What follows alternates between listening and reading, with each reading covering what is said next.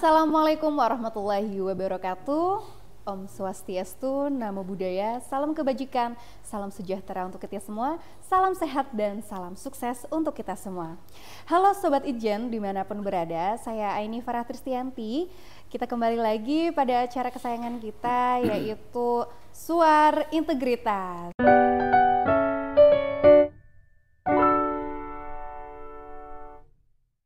Nah, semangat pagi bagi Sobat Ijen dimanapun berada. Alhamdulillah, pada kesempatan kali ini saya bisa berkunjung ke kota kecil Purwokerto. Nah, kota di mana tempat saya menimba ilmu nih. Seperti mengingatkan saya dan mengembalikan memori saya untuk bernostalgia. Saya merasa terhormat dan bangga sekali. Kali ini saya bisa berhadapan langsung dan berbincang ya, diberi kesempatan untuk berbincang dengan Rektor Universitas Islam Negeri Saifuddin Zuhri Purwokerto.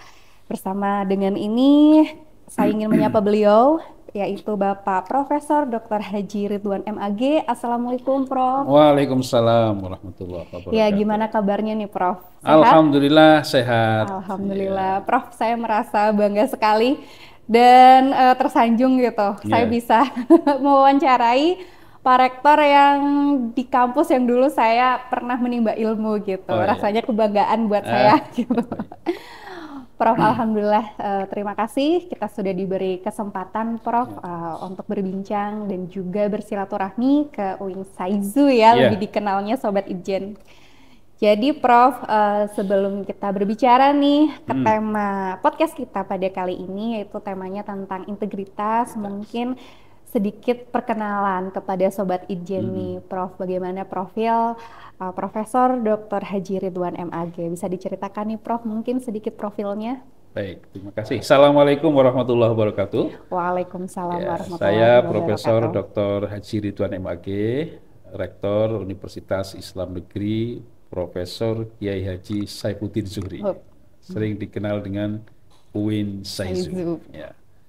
Jadi nama Saizu itu singkatan dari Saifuddin Zuhri. Beliau adalah seorang tokoh nasional, seorang kiai, politisi, ulama, bahkan jurnalis ya. Betul. Yang lahir dari Banyumas, Betul. kota Sokaraja, dan karena itu ketika IAIN Purwokerto bertransformasi menjadi Universitas Islam Negeri, kita mohon kepada beliau waktu itu Pak Menteri Agama, Pak Lukman Hakim Saifuddin, untuk minta izin menggunakan nama beliau, ya, nama ayah beliau sebagai nama kampus ini. Maka jadilah UIN Saizu. Saya sendiri ya latar belakang dari pendidikan agama, mulai dari MI di Brebes. Nah, saya aslinya Brebes gitu. Sama Pak. Sama. Ternyata kita punya banyak kesamaan ini.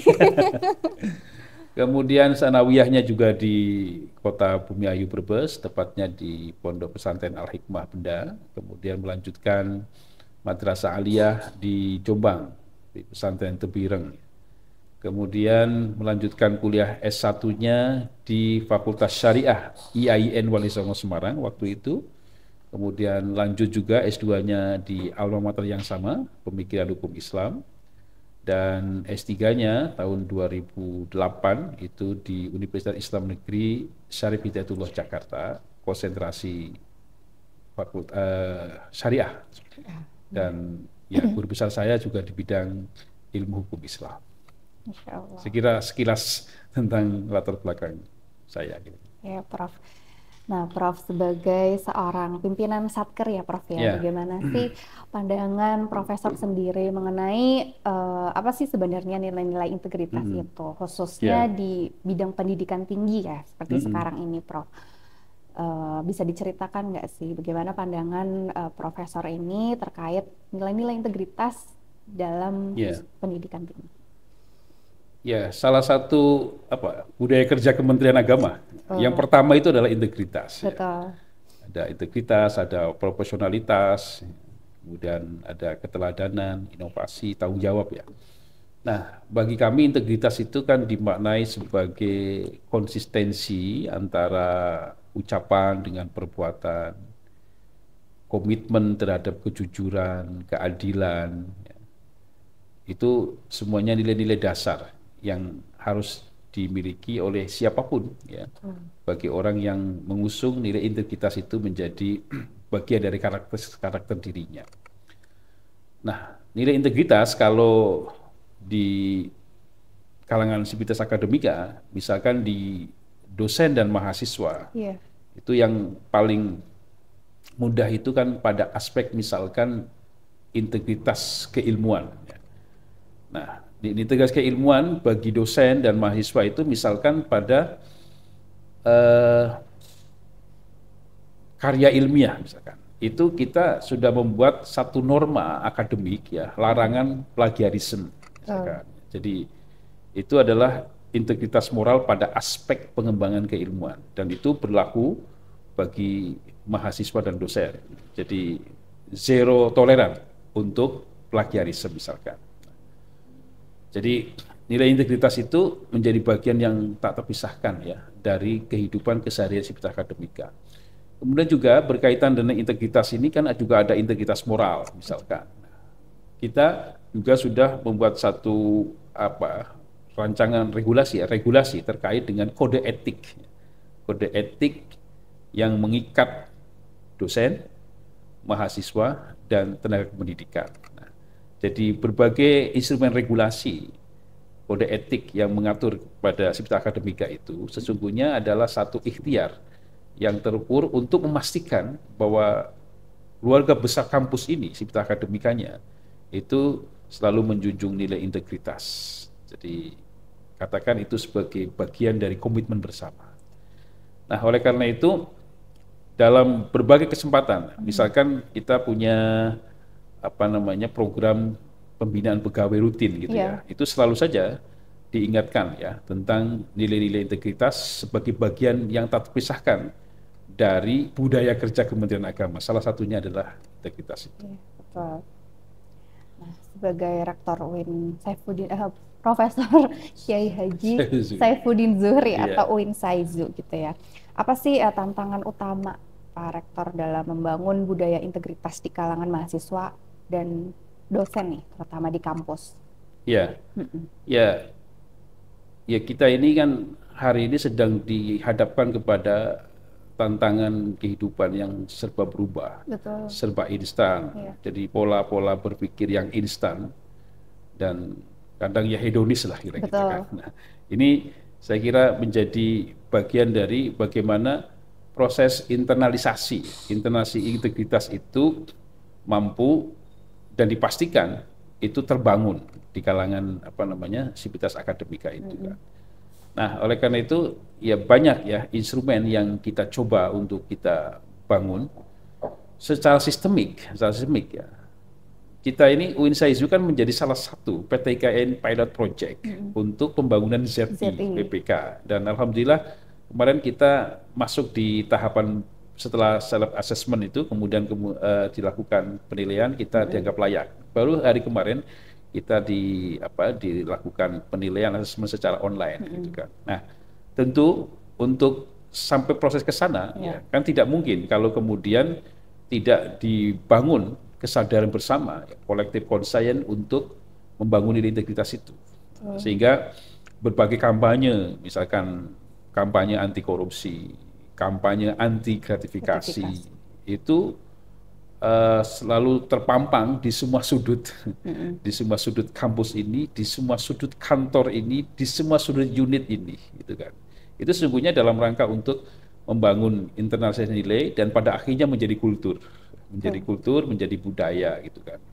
Jadi ya kami bersyukur menjadi salah satu PTKN Pilot Project dan itu artinya ya secara struktural itu kemudian memiliki semangat dan ingin membuktikan bahwa kepercayaan ini harus dikawal betul dengan cara ada bukti nyata bahwa kita menjadi institusi pelopor dan semua kita yang ada di kampus ini harus menjadi teladan dan tentu pimpinanlah yang harus menjadi teladan gitu kan. Sebagaimana budaya kerja Kementerian Agama kan, yang terakhir itu kan keteladanan. Keteladanan itulah yang kemudian harus dimulai dari pucuk pimpinan itu kan. Dari pimpinan kita harus punya komitmen itu untuk menjunjung integritas itu. Nah, Prof, tapi kan dalam upaya ya menanamkan Mm-mm. atau menginternalisasikan nilai-nilai integritas nih, Prof, khususnya dalam lingkungan sivitas akademika. Mm-mm. Prof sendiri sebagai seorang pimpinan, dalam hal ini rektor pasti pernah memiliki tantangan gitu kan, tersendiri atau mungkin pernah bersinggungan secara langsung gitu kan dengan hal-hal yang sekiranya itu bertentangan dengan nilai-nilai Iya. integritas atau Mm-mm. mungkin ada beberapa pihak gitu kan yang Mm-mm. tidak sejalan gitu dengan nilai. Bagaimana Prof cara mengatasinya atau mungkin bagi seorang rektor Winsaizu ini mengatasi hal-hal seperti itu Iya. bagaimana ini? Ya, dari sisi instrumen regulasi dan institusional, kampus ini memiliki SPI, ya, ya, Satuan Pengawas Internal itu Hmm. kan. Nah, ini bagi kami sangat membantu, khususnya pimpinan, apalagi saya sebagai KPA katakan ya. Ya, betul. Nah, itu setiap kebijakan yang menurut keyakinan saya Iya, berimplikasi ya, kepada berbagai hal ya yang memungkinkan terjadinya fraud itu, maka kami konsultasikan dengan SPI. Selalu coba tolong direview hmm. ya. Direview untuk memastikan compliant secara regulasi itu kan. Nah, jadi semua proses-proses pengambilan keputusan yang punya implikasi dan berdampak apalagi berkaitan dengan keuangan itu, maka kami akan selalu konsultasikan kepada SPI untuk memastikan tadi tingkat kepatuhan kepada regulasi.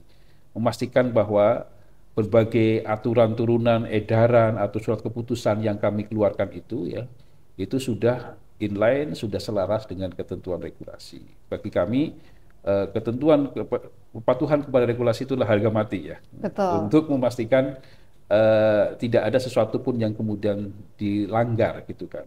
Jadi karena itu juga SPI kami juga menjadi pilot project juga oleh apa namanya inspektorat. Ini menjadi apa namanya? Menjadi Ya. energi baru, kekuatan baru, apalagi kemarin sudah mendapatkan 4 auditor CPNS. Oh, sudah Nah, ada ya, Pak? iya, kemarin kan dari apa plotting dari inspektorat, kita mendapatkan Oh, 4 auditor baru dan itu alhamdulillah. menjadi amunisi baru, kekuatan Betul. baru bagi kami untuk memperkuat SPI sebagai institusi yang memiliki kewenangan dalam rangka pengawasan. Betul. Jadi SPI itu bukan dianggap sebagai musuh. Bukan mitra. Iya, tapi Iya, mitra ya Pak. betul. Seperti Iya, kita gitu, Inspektorat Jenderal ini iya. kan apa namanya sebagai satuan pengawas atau pengendali internal Mm-mm, betul, pemerintah gitu betul. kan ya, Iya, iya. Prof. Gitu. Jadi kita harus sama-sama kalau ingin membangun suatu organisasi, kita harus sama-sama bersama mengawasi dan juga Betul. apa membangun gitu kan Iya. gitu. Mm-mm. Tapi terkadang kan pada jalannya itu pasti ada pihak-pihak yang mungkin tidak sejalan dengan Mm-mm. sistem itu gitu. Iya. Nah, berarti apa ya?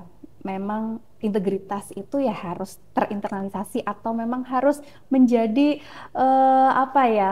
Bener ya, Prof, kultur yang Kultur itu kan. sudah menjadi Iya. budaya di dalam Heeh. diri gitu kan. Mm-mm. Karena kan pasti tantangan seperti itu atau mungkin cobaan-cobaan seperti itu pasti ada gitu. Iya, makanya Heeh. kan yang terpenting adalah pertama membangun literasi ya, literasi yang cukup. Karena orang melakukan sesuatu itu kan berbasis kepada keyakinan. Betul. Nah, yang kadang kalau keyakinannya salah kan menjadi implementasinya menjadi salah itu kan. Iya, Karena itu literasi itu menjadi pintu masuk tentang misalkan literasi yang cukup tentang batasan-batasan apa namanya gratifikasi itu apa, iya. misalkan gitu kan. Lalu pola relasinya kayak apa? Itu kan Mm-mm. perlu perlu apa namanya dipahamkan gitu kan. Iya, Dipahamkan kepada masyarakat kampus ini sehingga kemudian nilai-nilai integritas yang kemudian terbangun itu berbasis kepada apa namanya pemahaman yang cukup. Dari pemahaman itu lahir kesadaran. betul. Dari kesadaran lahir pergerakan kita itu kan. Nah, kita ingin dari pemahaman yang sama akan lahir pergerakan yang sama, frekuensi yang sama gitu kan. Karena kami menganggap bahwa kebesaran sebuah institusi itu tidak lahir dari seseorang. Yang ada di sini bukan Superman tapi super team. Seperti Nah, super team itu lahir dari satu kebersamaan dan betul. kebersamaan itu akan lahir ya karena semua orang yang ada di kampus ini merasa punya tujuan yang sama, punya arah dan tujuan yang sama dan karena itu mereka juga harus bergerak bersama-sama. Ya, Betul bersama sekali. kita bisa. Iya, Gitu kan jadi. alhamdulillah. Meskipun kondisi organisasi itu apalagi di pemerintahan itu Mm-mm. kan apa namanya seperti roda berputar ya, Ya, ya, ya. Prof.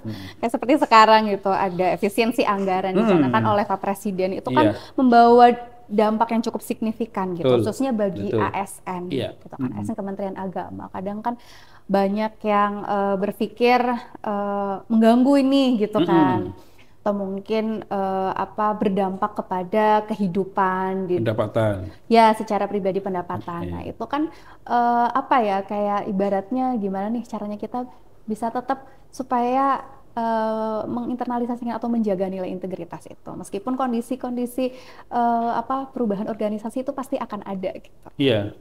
Ya Harus pertama sebuah keniscayaan. sebagai ASN itu kan harus punya apa namanya? Punya kepatuhan ya Mm-mm. terhadap atasan. Betul. Artinya apapun yang menjadi kebijakan pemerintah, apalagi presiden, ya itu menjadi bagian yang harus dilaksanakan. Asumsi dasarnya adalah apapun yang diputuskan oleh eh, pemimpin nasional Pemimpin. kita, Iya. pastilah sudah mendasarkan kajian dan pastilah keputusan yang terbaik, gitu kan. Nah, itu asumsi dasarnya, ya Iya. karena itu sebenarnya tidak ada pilihan lain kecuali kemudian kita melaksanakan. Nah, Iya. persoalannya adalah ketika kita kemudian mau melaksanakan keputusan pada level yang lebih bawah, nah Iya. ini kan tadi muncul mungkin berbagai persepsi atau Iya. pemikiran yang berbeda. Iya. Ya, di sini tantangannya Iya. bagaimana untuk memberikan pemahaman itu kan, Betul. pemahaman kepada pelaksana program yang selama ini mungkin budgetnya lebih kemudian tiba-tiba dikurangi itu kan. Iya. Nah, saya kira ini lagi-lagi ya harus duduk satu meja, harus diberikan pemahaman yang sama karena sesungguhnya kan kebijakan ini sudah relatif clear ya. Kenapa kemudian harus ada penghematan, Iya. untuk kepentingan apa, Apa saya kira betul. sudah clear. Nah, tinggal bagaimana yang jelas itu disampaikan juga dengan clear, agar kemudian tidak terjadi interpretasi liar katakan Iya. ya, atau kemudian asumsi-asumsi, atau kemudian ya seudon gitu kan. Nah, di sini membangun keterbukaan itu menjadi kata kunci ya. Kalau dengan terbuka akan lahir kesepemahaman. Pemahaman. Ketika sepemahaman kan satu frekuensi gitu kan. Nah, Betul. kalau satu frekuensi apapun akan enak gitu kan. Iya. Tidak ada Akan. sakwasangka kira-kira kan Iya. begitu kan. Jadi keterbukaan saya kira menjadi kata Transparansi kunci. itu Nah, penting ya, Prof ya, transparansi, betul. keterbukaan dan membangun komunikasi yang apa namanya? eh, yang terbuka lah itu Ya. saya kira akan membangun ruang kebersamaan dan saya kira dengan kebersamaan ini akan menjadi kunci ya sukses untuk mencapai apapun yang kita inginkan termasuk kunci sukses dalam melaksanakan kebijakan atasan. Kebijakan, Nah, betul. itu kan. Tidak adanya penghematan.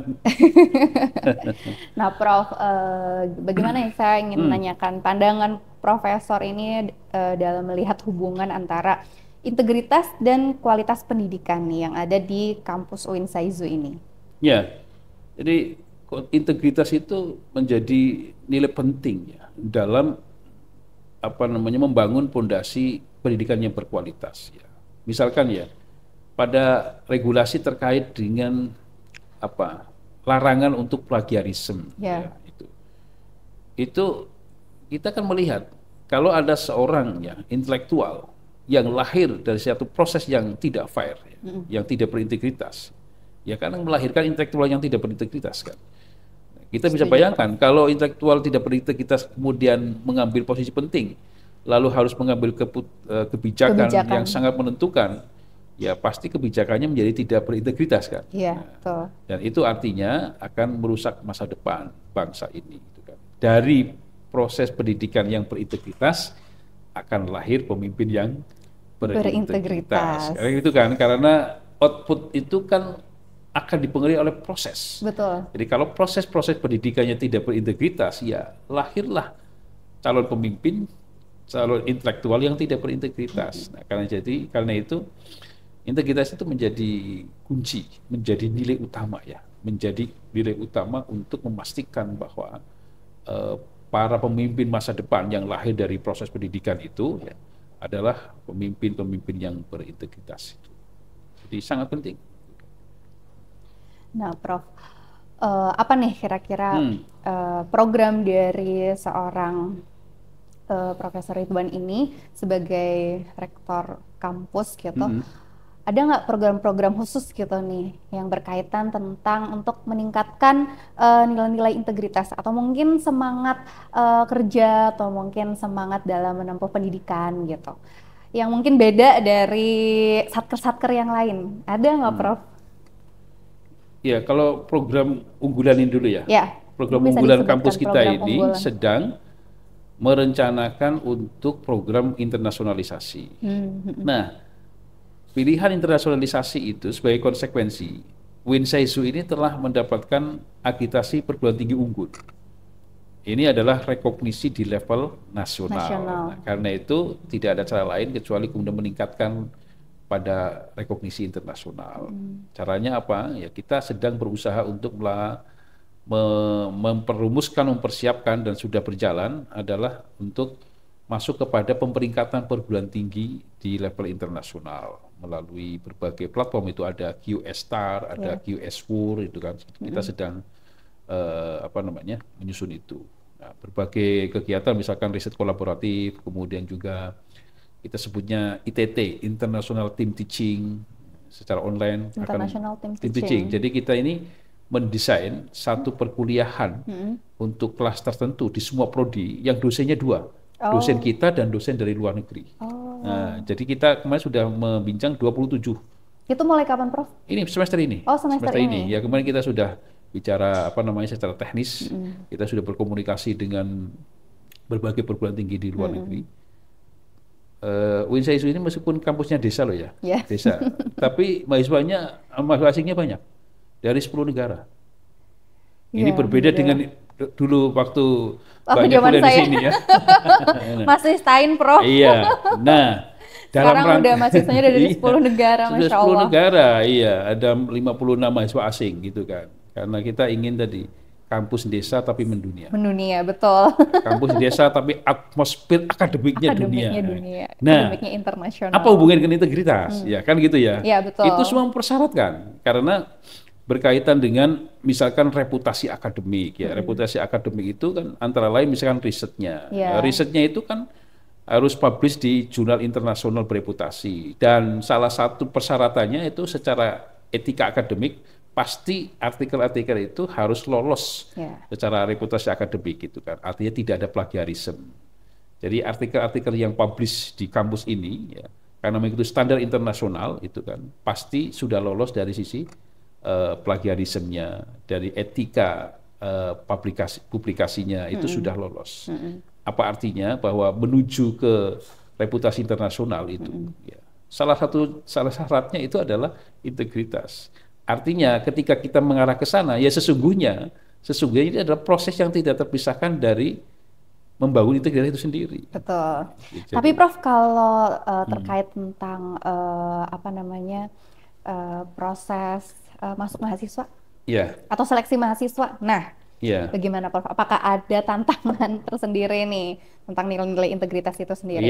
Iya, tentu pertama kalau soal seleksi mahasiswa baru ya, mahasiswa baru, kita kan mengikuti platform dari nasional ya, melalui PMB di kementerian, melalui jalur kita ini ada 2 jalur nasional yang SPAN PTKIN dan kemudian UM PTKIN. Nah, kalau itu saya kira terbuka dalam pengertian maksudnya itu diikuti oleh semua itu. Nah, sekarang jalur mandiri kan itu kan. Nah, jalur mandiri ini kita juga sangat terbuka sistemnya. Jadi jalur mandiri itu kita akan membuka program studi apa, kan kemudian juga seleksinya kayak apa ya kan. Seleksinya kan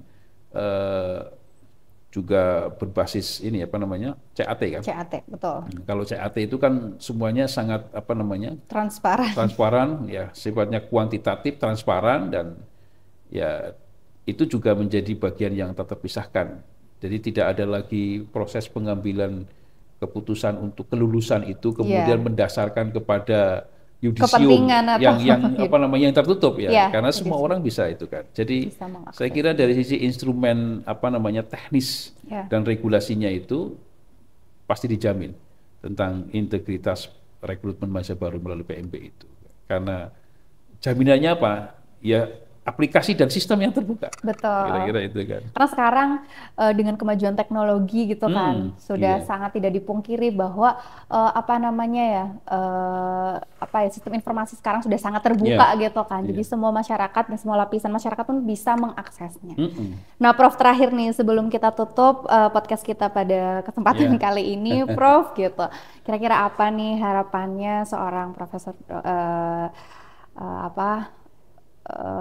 dalam membangun kampus ini ke depannya gitu. Itu ingin seperti apa, atau mungkin saya ingin nanti ada program apa gitu, Prof, gitu untuk mengembangkan kampus hijau ini.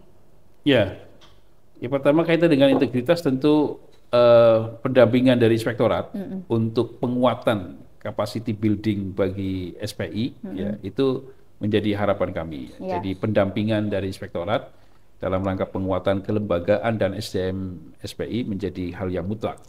Berarti nggak lagi takut ya, Prof, kalau ada izin datang? Oh ya enggak, itu karena itu nanti kan kami posisikan sebagai mitra, sebagai mitra. Karena sebenarnya SPI itu kan bagian dari tangan panjangnya inspektorat, kan itu kan. Jadi ya saya kalau ada inspektorat datang itu ya sama dengan SPI yang ada sekarang hari ini. Kira-kira kan begitu kan? Hanya beda orang saja. Atau model-model pemeriksaan juga akan sama itu kan. Dan saya kira nanti akan selesai dengan SPI. Selesai dengan SPI itu artinya bahwa karena apa yang dilakukan oleh SPI di sini itu standarnya sama dengan pusat. Itu artinya kalau lolos SPI sini, kok saya berkeyakinan ya akan sama juga kan gitu kan. Jadi sama sekali tidak ada kekhawatiran karena paradigma juga berubah kan. Gitu kan. Jadi ini adalah mitra kita untuk memastikan tadi compliant. Relasinya kan bukan atas bawah, kira-kira kan begitu ya. Iya, betul sekali. Jadi keyakinan dan kepercayaan saya kepada SPI itu ya, itu menjadi modalitas saya. Kalau tadi ada pemeriksaan ya pasti akan beres itu kan. Jadi nggak ada lagi ya kalau ada pemeriksaan dari Inspektorat Jenderal tuh. Ada gitu ya. Ya karena kita juga kan sekarang Inspektorat itu bukan watchdog, kita itu mitra atau partner partner satker gitu ya gitu.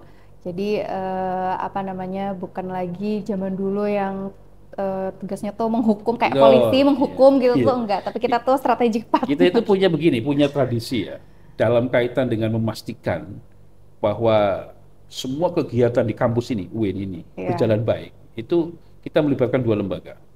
Satu LPM, Lembaga Penilaian Mutu. Lembaga Penilaian Mutu ini mereview semua kegiatan yang diusulkan oleh unit pada aspek terkoneksi apa tidak dengan Renstra.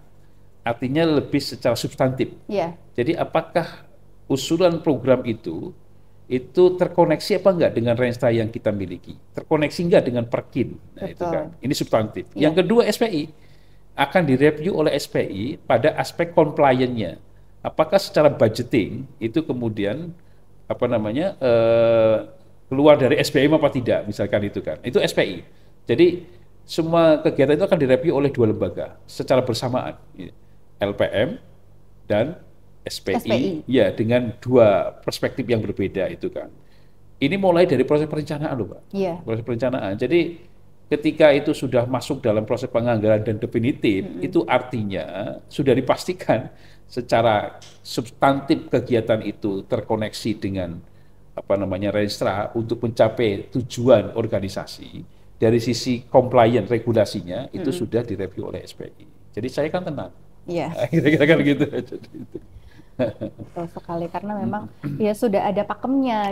Sudah ada SOP-nya, SOP-nya, sudah ada regulasinya. Betul, gitu. Kita kan bekerja di bawah dengan regulasi dan undang-undang yang ada gitu. Jadi selama kita tuh berjalan sesuai dengan line atau guidance yang ada, ya maka hidup kita tenang gitu. Betul, ya, Prof. Makanya begini, kita ini kan orang beriman. Kalau orang itu beriman, maka dia amanah. Kalau dia amanah akan aman. Nah, hubungan iman, amanah dan aman ini menjadi satu kesatuan. Kalau pengen aman, amanah.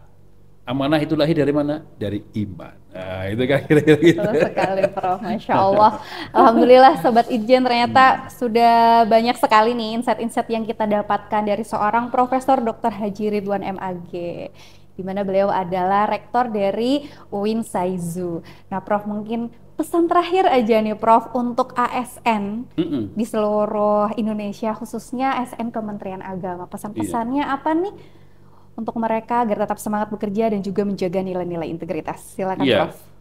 Kami berpesan pada seluruh ASN ya, dan ini juga selalu diingatkan untuk memahami dan membumikan dan mempraktekkan 5 budaya kerja Kementerian Agama. Itu menurut kami yakin betul bahwa kalau 5 budaya kerja Kementerian Agama, yang nomor 1 integritas, dan integritas itu kemudian lahir dari proses keteladanan oleh seorang pemimpinnya itu ya, pada setiap tingkatannya itu akan melahirkan apa? Tanggung jawab, akan melahirkan inovasi akan melahirkan profesional, akan melahirkan profesionalisme itu. Jadi kami berkeyakinan internalisasi dan kontekstualisasi, aktualisasi budaya kerja dalam sebuah institusi Kementerian Agama itu akan menggaransi lembaga ini akan maju. Insya Allah. Jadi tetap ya kita sebagai ASN Kementerian Agama jangan lupa untuk menginternalisasikan 5 nilai budaya kerja. Itu memang udah bagus sekali. Nah Prof, alhamdulillah Rabbil Alamin, bincang-bincang kita sudah berakhir nih Prof. Saya mengucapkan terima kasih banyak sama-sama. Atas waktunya. Saya mohon maaf apabila banyak kesalahan. Sama-sama, kami sampaikan terima kasih ya, diberikan waktu untuk mengeksplorasi. Iya, mudah-mudahan kapan-kapan kita bisa bersilaturahmi kembali ke kampus tercinta ini, Prof, dengan suasana dan juga lain waktu gitu, Prof. Oke, Sobat Itjen, demikianlah tadi bincang-bincang kita bersama Rektor UIN Profesor Kiai Haji Saifuddin Zuhri. Prof, saya agak ribet karena zaman saya dulu masih Stein Purwokerto ya, Prof. Iya, jadi di ijazah kelulusan saya itu masih ketua, bukan rektor. Oh iya. Baik, Sobat Itjen, terima kasih atas kesempatannya dan jangan lupa untuk terus menyaksikan program Suara Integritas, juga mengikuti media sosial kami di Instagram, TikTok, YouTube, Facebook, dan juga Twitter. Nah, jangan lupa juga untuk terus mengikuti update berita dari kami. Juga jangan lupa untuk follow media sosial dari kampus UIN Profesor Dr. Kiai Haji Saifuddin Zuhri atau UIN Saizu. Terima kasih atas lain kesempatannya. Prof, boleh nanti kita sama-sama salam suar integritas gitu ya, Prof? Iya. Mungkin saya kasih aba-aba ya. 1, 2, 3. Di sini ya. Salam suar integritas. Terima kasih. Wassalamualaikum warahmatullahi wabarakatuh.